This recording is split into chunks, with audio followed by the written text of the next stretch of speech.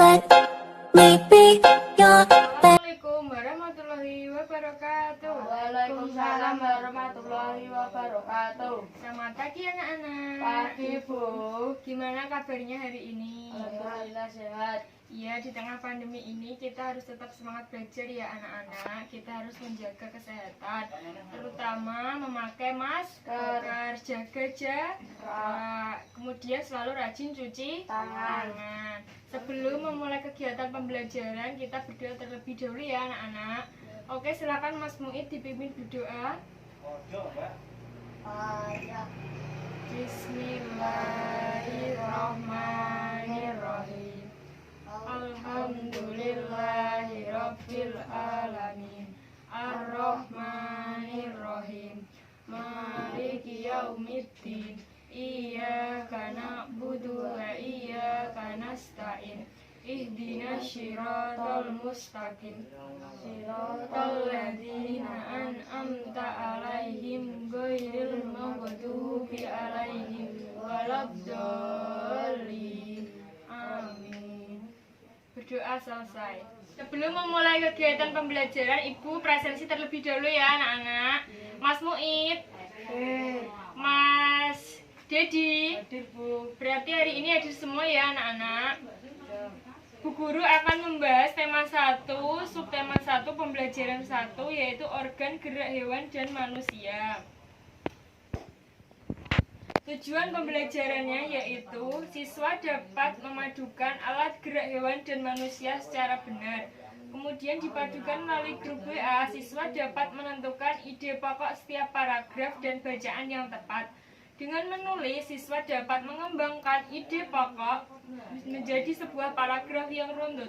Kemudian siswa berdiskusi pengertian, fungsi, cara, dan menentukan ide pokok secara percaya diri. Kemudian yang pertama, sudah tahu apa itu kalimat paragraf utama anak-anak? Ya, Bu. Apa? Ya Paragraf silakan. utama adalah ide pokok dari sesuatu bacaan. Iya, benar sekali. Paragraf utama adalah ide pokok dari suatu paragraf. Kemudian jenis-jenis paragraf dibagi menjadi dua, yaitu yang pertama paragraf deduktif yang letaknya berada Ide pokok di depan. di depan. D berarti depan, di depan kalimat utamanya. Kemudian yang kedua yaitu paragraf induktif, yaitu Berada di akhir. iya, ide pokok pada kalimat induktif, pada paragraf induktif yaitu berada di akhir paragraf. Ibu punya contoh bacaan. Mari kita baca bersama-sama ya anak-anak. Pembacanya gantian. Yang pertama Mas Muid terlebih dahulu dibaca. Organ gerak manusia dan hewan. Salah satu ciri dari makhluk hidup adalah bergerak. Secara umum, gerak dapat ditingkatkan Yang pertama di sini Ibu punya bacaan mengenai organ gerak manusia dan hewan ya anak-anak. Silahkan dibaca gantian. Ayo Mas Muid terlebih dahulu dibaca yang keras. Ciri dari makhluk hidup adalah bergerak. Secara umum, gerak dapat berpindah tempat atau berubah posisi sebagai atau seluruh bagian dari tubuh. Makhluk hidup akan bergerak apabila ada bagian yang sebagian atau seluruh bagian tubuhnya. Gerak pada manusia dapat hewan menggunakan organ gerak yang terhubung dalam sistem gerak. Organ gerak berguna untuk berjalan, berlari, melompat, meloncat, memegang, menggali, memanjat, dan sebagainya. Organ gerak pada hewan dan manusia memiliki alat-alat gerak yang dimiliki pada manusia dan hewan adalah dua macam, yaitu alat gerak pasif berupa tulang dan alat gerak aktif berupa otot. Kemudian gerak ini akan bekerja sama dalam melakukan pergerakan. Kerjasama antara kedua alat gerak tersebut membentuk suatu sistem yang disebut sistem gerak. Ayo selanjutnya dilanjutkan Mas Dedi. Tulang disebut alat gerak pasif karena tulang tidak dapat bergerak dengan sendirinya. Tanpa adanya alat gerak aktif yang memengaruhi tulang, maka tulang-tulang pada manusia dan hewan akan diam dan tidak dapat membentuk alat pergerakan yang sesungguhnya. Walaupun merupakan alat gerak pasif, akan tetapi tulang mempunyai peranan yang besar dalam sistem gerak manusia dan hewan. Otot disebut alat gerak aktif karena otot memiliki suatu senyawa kimia yang membuatnya dapat bergerak. Pada saat otot yang menempel pada tulang bergerak, otot tersebut akan membuat tulang bergerak. Oke. Dari beberapa paragraf tersebut yang berjudul organ gerak hewan dan manusia terdiri dari 5 paragraf. Dari 5 paragraf tersebut mengandung ide-ide pokok di setiap paragrafnya. Kemudian Ibu beri contoh ya, kalimat pertama, yaitu ide pokoknya terletak pada kalimat pertama atau disebut dengan deduktif, yaitu salah satu ciri makhluk hidup adalah bergerak. Untuk paragraf kedua sampai kelima, mari kalian diskusikan, nanti kita bahas bersama-sama jawabannya ya anak-anak. Ibu kasih waktu 10 menit untuk mengerjakan ide-ide pokok yang ada di bacaan organ gerak manusia dan hewan. Oke, silahkan Mas Dedi dan Mas Muid. Gimana diskusinya, sudah selesai? Sudah, Bu. Ayo, paragraf kedua, ide pokoknya berada di mana? Silahkan Mas Dedi diungkapkan jawabannya. Gerak pada manusia dan hewan menggunakan organ gerak yang tersusun dalam sistem gerak. Iya, ide pokok pada paragraf kedua terdapat pada awal, yaitu gerak pada manusia dan hewan menggunakan organ gerak yang tersusun dalam sistem gerak. Kemudian paragraf ketiga, silakan Mas Muid jawabannya.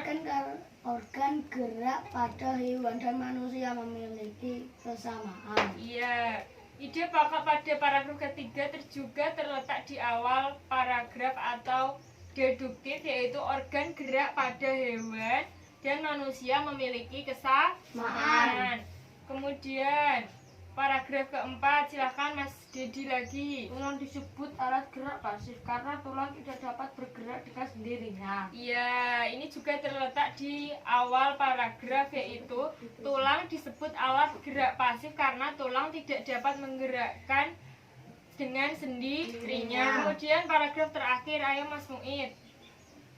Otot disebut alat gerak aktif karena otot memiliki suatu senyawa kimia yang membuatnya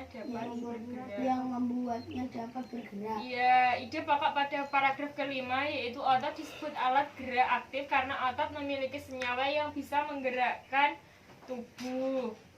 Kemudian Ibu kasih soal untuk di rumah ya, dikumpulkan besok, yaitu mengembangkan ide-ide pokok tersebut menjadi sebuah paragraf, membuat paragraf sendiri ya anak-anak. Baik, lewat bacaan pada organ sistem gerak hewan dan manusia. Di sini ayo siapa yang tahu tadi materi yang dibahas, yaitu sistem gerak hewan dan manusia.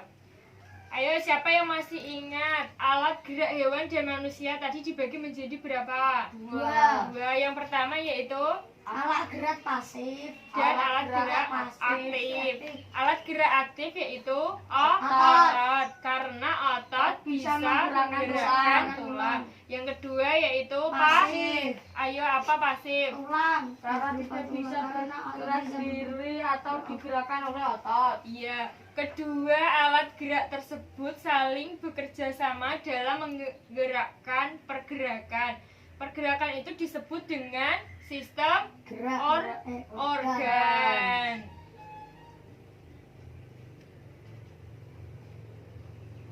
Kemudian fungsi tulang. Ayo siapa yang tahu fungsi tulang? Yang pertama sebagai alat gerak sebagai alat gerak pasif pasif. sebagai pembentuk rangka tubuh kita. Kemudian yang ketiga untuk menopang Tubuh yang keempat melindungi organ dalam manusia. Kemudian yang kelima tempat melekatnya otot. Kemudian yang keenam yaitu tempat pembentukan sel darah merah. Jadi fungsi tulang yang pertama tadi sebagai alat gerak pasif. Yang kedua sebagai pembentuk rangka tubuh. Tanpa adanya tulang kita tidak dapat membentuk rangka tubuh. Kemudian menopang tubuh kita. Tulang yang berfungsi untuk menopang kekuatan tubuh kita.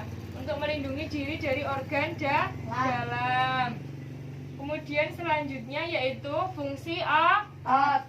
Yang pertama Menggerakkan tulang. tulang. Yang kedua, jaga postur tubuh, yang ketiga, menjaga suhu tubuh, yang keempat, Mengalirkan mengalirkan darah. darah, yang kelima. Menggerakkan jantung. menggerakkan jantung, Iya, jadi fungsi otot yang pertama tadi itu sebagai alat gerak Tulang.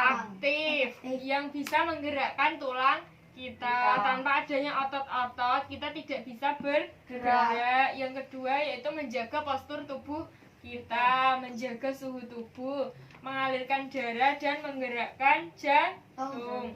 Yang di sini Ibu akan membahas yaitu macam-macam otot. Macam-macam otot dibagi menjadi tiga. Yang pertama otot poros, otot duri, otot jantung. Kemudian di sini akan yang lebih membahas lagi yaitu sistem gerak pada hewan vertebrata. Yang pertama ikan. Siripnya di dada. Sirip punggung berfungsi mempertahankan diri. Iya, ikan bernafas dengan insang. Sirip berpasangan di dada, perut sekitar anus. Sirip punggung ikan berfungsi untuk mempertahankan diri dari serangan musuh. Kemudian yang kedua yaitu reptil. Contoh reptil yaitu Ular. Ruas-ruas belakang pada tulang rusuk otot bekerja pada tulang dan kulit. kulit, Kerjasama antara otot, tulang dan kulit membuat untuk ular bergerak. Di dalam tubuh ular melekatnya otot pada tulang dan kulit sehingga mereka mengalami kerjasama yang membuat kulit ular bergerak. Kemudian yang kedua yaitu burung. Rangka sayapnya sangat ringan Tetapi tapi kuat karena diperkuat oleh tulang dada dan otot-otot yang kokoh. Ekor berfungsi mengendalikan gerakan burung saat terbang. Iya, ekor dalam burung biasanya dipergunakan untuk menjaga keseimbangan saat dirinya terbang. Kemudian yang keempat yaitu amfibi. Contohnya Memiliki kak, lutut, bahu, siku, pinggul, pergelangan kaki tangan. kaki dan tangan, tulang kepala sangat ringan dan kuat. Kaki belakang panjang, kaki depan pendek. Tulang belakang dapat menahan berat tubuh. Iya, contoh dari amfibi yaitu katak karena memiliki sendi lutut, bahu, siku, dan pinggul serta pergelangan kaki dan tangan. Tulang kepalanya sangat ringan dan kuat. Kakinya belakang panjang, kaki di depan pendek. Tulang berfungsinya tadi yaitu untuk menahan berat tubuh. Kemudian yang terakhir yaitu mama. Ya, contohnya Kuda kuda. tulang, Tulangnya sangat kokoh dan kuat. Otot-ototnya yang elastis dan kuat sehingga kuda dapat berlari. kaki Kuda paling belakang berfungsi untuk memberi dorongan agar kuda dapat maju ke depan. Iya, tulang dapat maju ke pada kuda ini sangat kuat dan otot-ototnya sangat elastis sehingga mereka akan bekerja sama membentuk sistem organ. Baik, dari pembelajaran yang sudah, siapa yang bisa menyimpulkan apa aja yang sudah Ibu bahas dari pembelajaran tadi? Organ gerak hewan dan manusia. Organ gerak hewan dan manusia yaitu ada dua, yaitu organ gerak aktif dan pasif. Organ gerak aktif contohnya otot. Kemudian organ gerak pasif contohnya tulang. Iya, karena tulang tidak bisa bergerak tanpa adanya otot, sehingga mereka membentuk kerjasama yang disebut dengan sistem organ. Sebelum mengakhiri pembelajaran, mari kita berdoa terlebih dahulu ya anak-anak. Ayo silakan Mas Dedi dipimpin berdoa. Doa dimulai. Maulaya sholli wa sallim daiman abada alal habib biha khairil khalqi mulihi minhu wal habibul ladhi turja syafa'atuhu li kulli habli minal awali muntahimin ya Rabbi bil Mustafa barik maqasidana wa firlana mamano ya wasi'al karami. Baik, sebelum anak-anak pulang ke rumah masing-masing, Ibu berpesan jaga kesehatan, tetap pakai masker, jaga jarak, rajin cuci tangan, pakai sabun. Taufik wal hidayah. Wassalamualaikum warahmatullahi wabarakatuh. Waalaikumsalam warahmatullahi